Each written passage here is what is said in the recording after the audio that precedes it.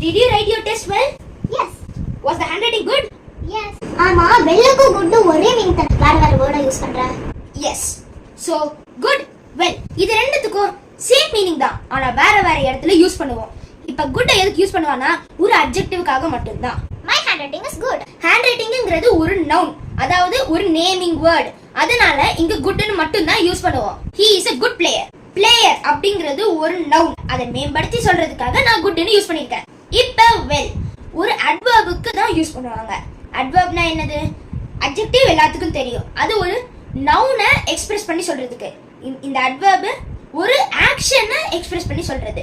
She speaks well. Speaks அப்படிங்கிறது ஒரு ஆக்ஷன்ல, அதனால நம்ம வெல்லுன்னு மட்டும் தான் யூஸ் பண்ணோம். He did well on the test அப்படின்னா did அப்படின்னா doing, அது ஒரு verb. அதை எக்ஸ்பிரஸ் பண்ணி சொல்றதுக்காக நான் வெல்லுன்னு யூஸ் பண்ணிருக்கேன். இந்த சென்டென்ஸ்க்கு என்ன வரும்னு கமெண்ட்ஸ்ல டைப் பண்ணுங்க. Follow for more videos.